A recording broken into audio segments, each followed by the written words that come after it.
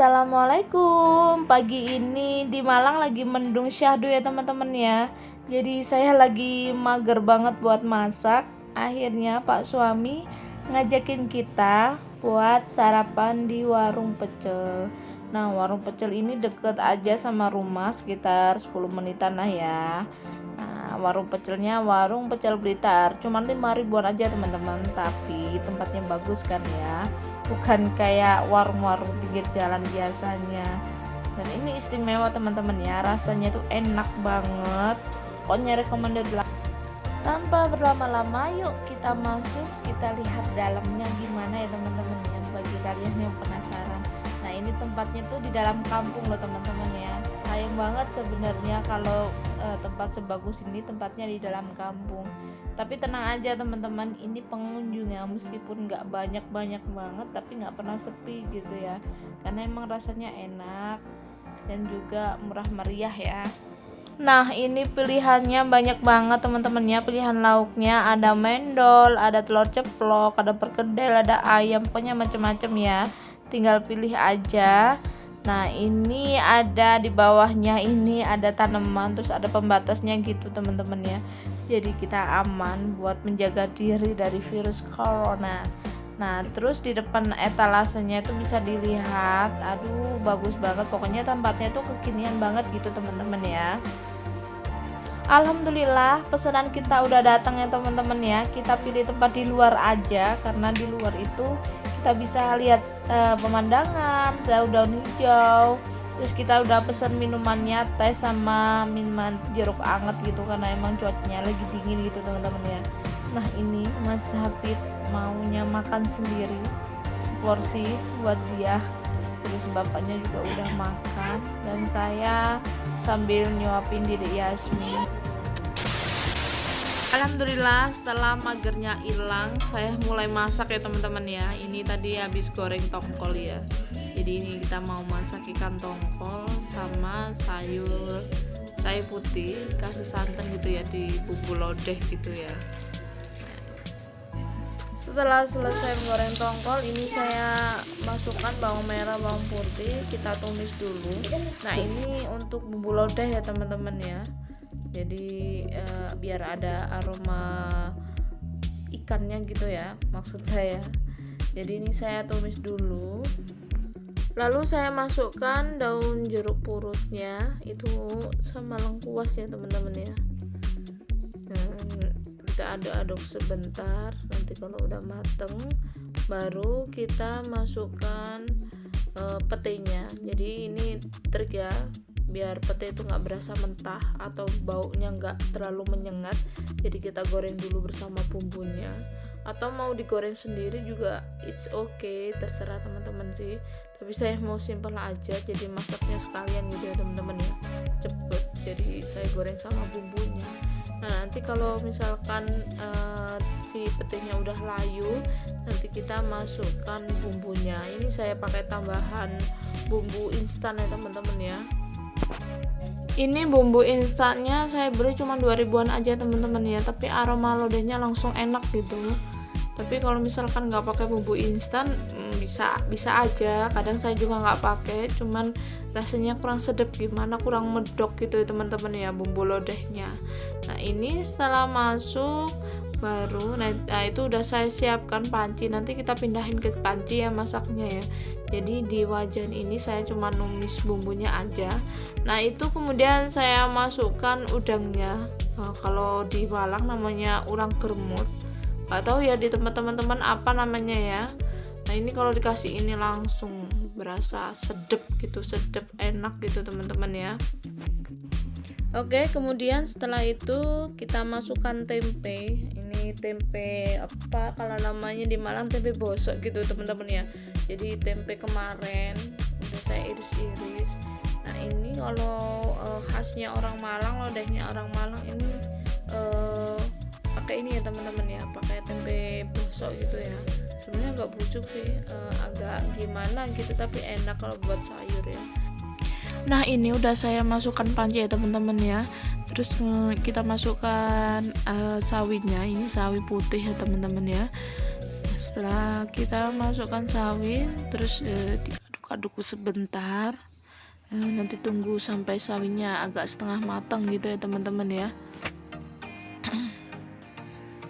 Kemudian setelah mendidih kita masukkan santannya. Ini saya pakai santan instan aja.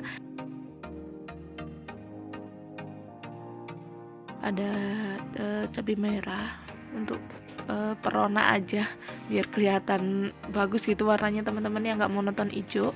Nah ini ada tahu coklat, ini saya iris-iris. Setelah tahunya masuk semua, nanti kita aduk sebentar, tunggu sampai mendidih ya teman-teman ya, biar ini bumbunya masuk ke dalam tahu, merasuk gitu. Nah kemudian setelah itu kita masukkan daun bawang yang udah saya iris serong begini. Ini untuk penyedap aja, rasanya biar sedap gitu teman-teman ya. Nah kita aduk sebentar, oke deh. Setelah mendidih kita angkat. Kemudian lanjut ke menu kedua teman-teman ya. Ini udah saya panaskan minyaknya, kemudian saya tumis, ada bawang merah, bawang putih. Nah bawang merah, bawang putih kita tumis sebentar sampai berwarna setengah kecoklatan gitu. Oke, kemudian kita masukkan tomatnya teman-teman ya. Tomat ini saya iris kecil-kecil gitu, kemudian saya uyel-uyel, saya aduk-aduk terus supaya tomatnya itu berbaur sama bumbunya ya, keluar airnya gitu. Kemudian kita tambahkan air. Nah, air ini tujuannya supaya bumbunya nggak gosong juga. Nah ini kita masukkan kecap manis sama saya kasih saus sambal ekstra pedas ya teman-teman ya. Nah nanti setelah itu kita aduk-aduk sebentar, terus kita masukkan ikan tongkolnya. Ini tongkolnya udah saya goreng yang tadi ya.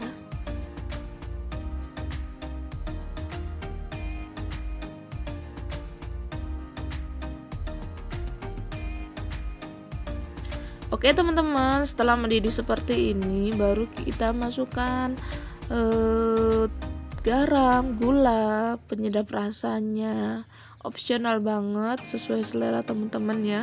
Tapi ini saya rasanya lebih ke agak sedikit manis gitu, jadi enak, balance lah sama rasa asinnya.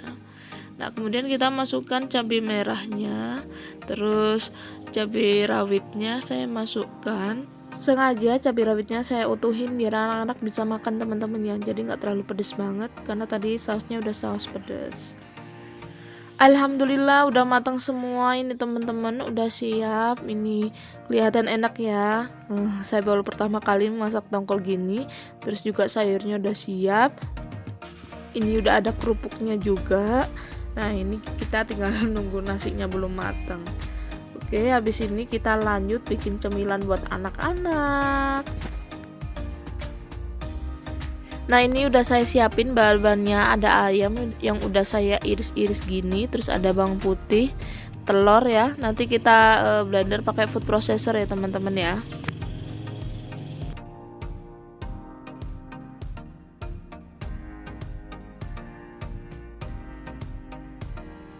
Oke, setelah daging ayamnya halus, ini saya aduk-aduk sebentar biar semakin tercampur rata gitu teman-teman ya. Karena emang food processor saya itu yang biasa aja mereknya, kadang nggak terlalu halus banget gitu teman-teman.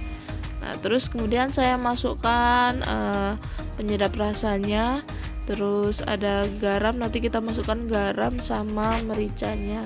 Pokoknya diaduk-aduk terus gitu ya. Dan ini saya nggak bisa ngasih tahu seberapa ukurannya karena emang saya pakai ilmu kira-kira ya teman-teman ya. Kadang itu adonan ayam gitu saya berani lo ngicip, saya icip gitu. Pokoknya kalau kurang saya tambahin gitu aja. Nah ini saya kebetulan bikin cemilannya seadanya bahan di rumah, jadi tepungnya itu juga seadanya. Kurang tahu juga ukurannya berapa. Pokoknya sisa tepung kanji saya pakai aja. Kalau ada anak-anak kecil di rumah itu sebisa mungkin kita harus kreatif ya teman-teman ya. Apalagi anak-anak itu suka jajan. Kalau jajannya di luar kadang kan nggak terjamin kualitasnya bagus apa enggak, terus cara pembuatannya kotor apa bersih, terus juga lebih hemat gitu ya teman-teman ya. Sebenarnya kalau kita bikin sendiri itu lebih mudah, terus hasilnya juga banyak dan jatuhnya juga lebih murah gitu ya. Kita bisa makan sepuasnya. Dan ini saya juga bikinnya pas anak-anak udah bangun tidur semua. Ini kan saya bikinnya siang ya, anak-anak udah bangun tidur. Alhamdulillah Pak suami juga udah selesai kerjaannya, jadi beliau udah pulang. Jadi sedikit-sedikit dibantu sama suami. Meskipun rempong sama anak itu sebenarnya gangguin loh itu, cuman nggak kelihatan aja. Kelihatan Mas Hafid juga ikut rempong karena dia pengen banget bantuin, cuman saya bujuk dia supaya ngeliatin aja, nanti takutnya malah belepotan kemana-mana. Karena sebenarnya sempol ini adalah request Mas Hafid udah lama ya teman-teman ya. Nah, alasan saya pakai baskom yang sudah saya isi air panas ini supaya nggak lengket ya teman-teman ya, karena sebenarnya ini kurang tepung ya, jadi agak lengket. Nah ini yang air yang udah direbus Pak suami udah mendidih, saya tinggal masukin aja. Nah ini dimasukin nanti sampai matang gitu teman-teman ya.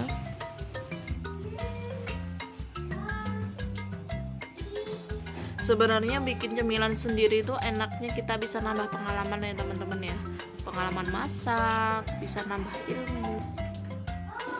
Dan bikin cemilan juga sebenarnya mudah, bisa kita gunakan bahan-bahan yang seadanya di rumah aja. Yang penting anak-anak sebisa mungkin nggak jajan di luar ya teman-teman ya.